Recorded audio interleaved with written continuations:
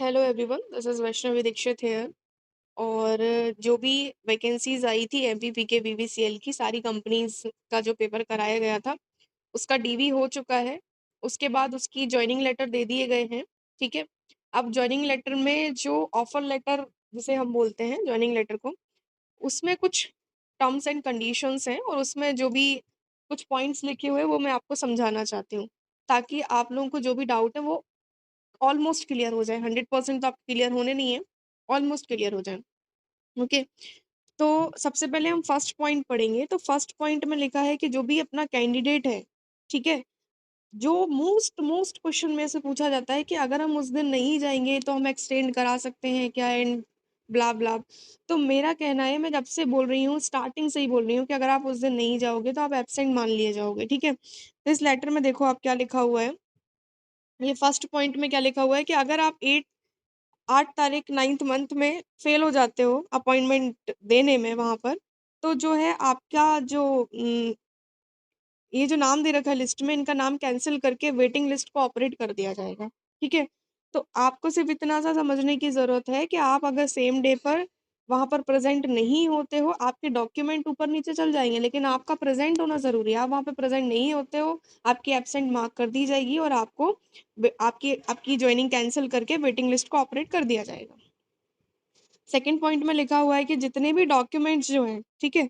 ये जो second point है आपका, इस पॉइंट में लिखा हुआ है कि आपके जितने भी डॉक्यूमेंट्स हैं, उनका वेरिफ़िकेशन जो अथॉरिटी वहाँ पे बिठाई जाएगी, उसमें आपकी जो ऑथेंटिसिटी है, वो किसी भी तरीके से फ़ॉल्स पाई जाती है, फ़ेक पाई जाती है, तो आपको उसी आपके फ्यूचर में कोई भी फ़ॉर्मेलिटीज़ में, जैसे आपसे मान लो मेडिकल सर्टिफ़िकेट लिया है, आपसे आपका पुलिस वेरिफ़िकेशन फ़ॉर्म भरवाया गया है।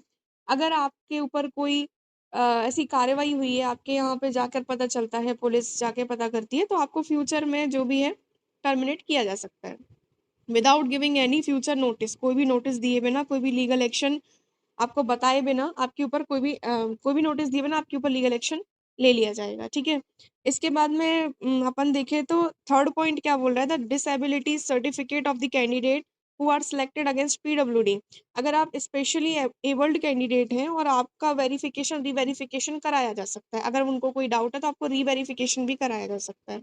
उसके बाद फोर्थ पॉइंट है आपका सिक्योरिटी बॉन्ड का, श्योरिटी बॉन्ड का। तो आपको जो है एक एग्रीमेंट बनवाना है, जो कि आपको एनेक्सर थर्ड में दे रखा है, जो 500 के ड्यूटी स्टैम्प पेपर पे बनेगा। आप चाहे तो कोर्ट जा सकते हैं या कोर्ट के बाहर जो ऑनलाइन शॉप्स होती हैं वहाँ जा सकते हैं, वो इंग्लिश का कंटेंट आराम से लिख देते हैं। तो आपको ये जो कंटेंट दे रखा है एनेक्सर थर्ड में, वो टाइप करवाना है ग्रीन पेपर पे, और वो आपको दोनों पेपर के बीच में सील लगवा लेनी है या हर पेपर पे सील लगवा लेनी है, जिसको हम नोटरी सील बोलते हैं, और आपको सिग्नेचर करवा लेने हैं, ठीक है? और इसके बाद में अगर आप ये सिक्योरिटी बॉन्ड नहीं भरते हो तो आप रेगुलर बेसिस पे जॉइन नहीं कर सकते हो। ये टर्म्स एंड कंडीशन इम्पोर्टेंट है।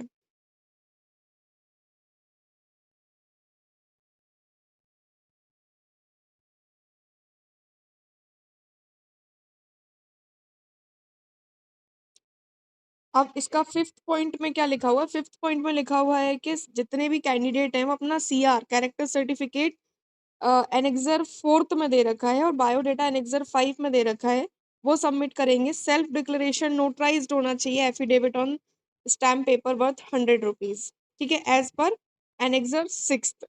मतलब आपका जो कैरेक्टर सर्टिफिकेट है वो आपको फिल करके देना है, आपका बायोडाटा फिल करके देना है और सेल्फ डिक्लेरेशन देना है with affidavit of 100 rupees. 2 copies आपको पुलिस वेरिफिकेशन फॉर्म के भरने, जो कि एनेक्सर 7th में दे रखा है। वो पुलिस वेरिफिकेशन फॉर्म जिसको आप अनुप्रमाणन फॉर्म बोलते हैं, उसको आपको 2 कॉपीज लेके जानी है। आप चाहे तो उसके 2-3 कॉपी निकाल लीजिए, कुछ मिस्टेक्स होती है तो फिर वहाँ पे आपको बाद में बुला के पहले किसी और को बुला लिया जाता है, तो टाइम टेकिंग रहता है। तो आप कोशिश करिए कि आप कुछ ब्लैंक पेपर भी लेके जाएँ, है ना? जैसे ब्लैंक इन द सेंस कि आपने जो फिल नहीं किया है फॉर्म के फॉर्म ऐसे निकाल के। फिर उसके बाद में आपका मेडिकल फिटनेस सर्टिफिकेट है, और medical fitness certificate issued by district medical board. आपके जहाँ भी डिस्ट्रिक्ट हॉस्पिटल्स होते हैं वहाँ पे डिस्ट्रिक्ट मेडिकल बोर्ड बैठता है, हफ्ते में 1 दिन बैठता है। उनसे जाकर के आप आपका फिटनेस सर्टिफिकेट बनवा सकते हो। आपको अगर आप किसी जॉब में हो तो आपको एनओसी या रेजिग्नेशन एक्सेप्टेंस ऑर्डर लेके जाना है, ठीक है? आपके प्रीवियस एम्प्लॉयर के साथ में, और आपके जो भी all original documents, copy of Aadhaar card, copy bank bank passbook, है ना, ये सारी चीज़ें आपको लेकर के जानी है। इसके बाद में कैंडिडेट को ये ध्यान रखना है कि आपकी 12 मंथ की ट्रेनिंग होगी, जैसा कि मैंने बताया था। 12 मंथ की ट्रेनिंग को आपको ऐसे लेके नहीं चलना है कि आपकी 12 मंथ की ट्रेनिंग है, इट मीन्स कि आप जो है 12 महीने आप कहीं पे एक जगह पर रहेंगे और आपकी ट्रेनिंग चलेगी। ये रोटेशनल ट्रेनिंग होती है और आपका अलग-अलग 4 महीने, 3 महीने, 5 महीने इस तरीके से डिस्ट्रीब्यूट रहता है, कभी सर्कल, डिवीज़न, डीसी और क्लासरूम ट्रेनिंग, इस तरीके से रोटेशनल ट्रेनिंग। इसके बाद में आपकी ट्रेनिंग के बाद एक अप्रेज़ल होगा, उस अप्रेज़ल में अगर आप फ़ेल हो जाते हैं, तो फ़ेल होने के बाद आपकी 3 मंथ की जो है ट्रेनिंग एक्सटेंड कर दी जाती है। अगर आप फिर से फ़ेल हो जाते हैं तो आपको 2 टाइम्स ऐसा किया जा सकता है। अदरवाइज़ आपको, अगर आप सक्सेसफुल हो जाते हैं तो अच्छी बात है, पर 2 बार ट्रेनिंग एक्सटेंड करने के बाद आपको टर्मिनेट किया जा सकता है। ठीक है? स्पेसिफिक रीज़न ऑर्डर के थ्रू।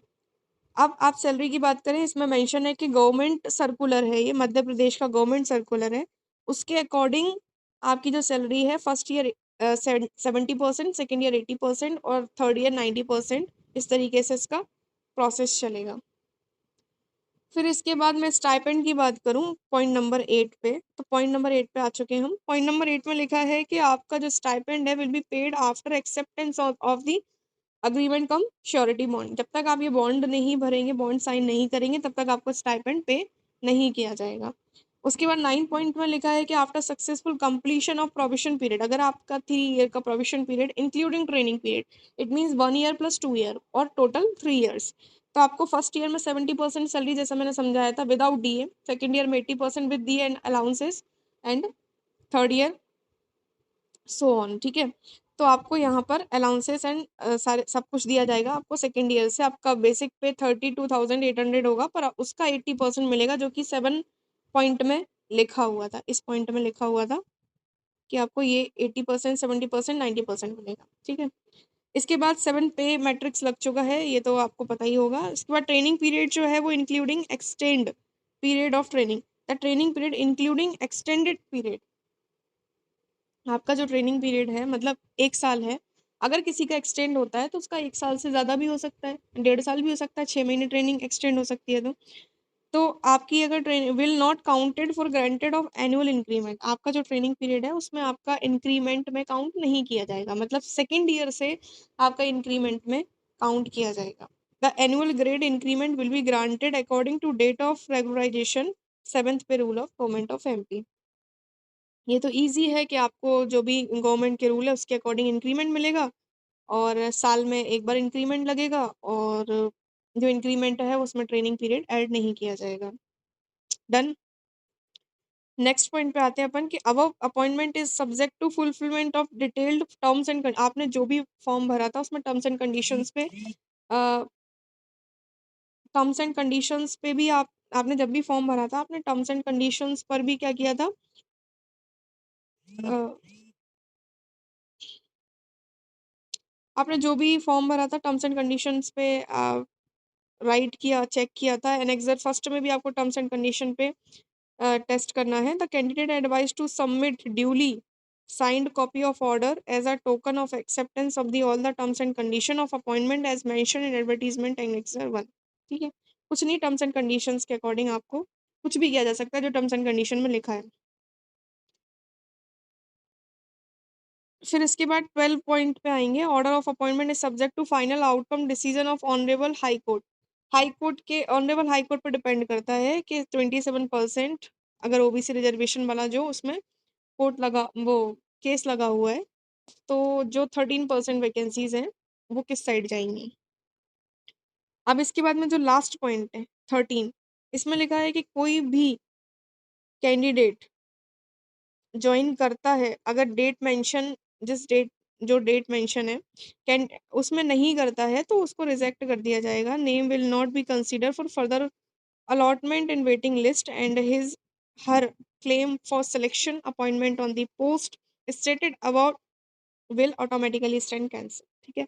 तो आपको वही ऊपर भी लिखा है नीचे भी लिखा है कि भाई आप अगर उस दिन नहीं गए तो आपको कैंसिल करके वेटिंग लिस्ट वालों को बुला लिया जाएगा। Okay, that's all about this offer letter. उसके बाद हम एनेक्सर्स भी डिस्कस करेंगे नेक्स्ट वीडियो में।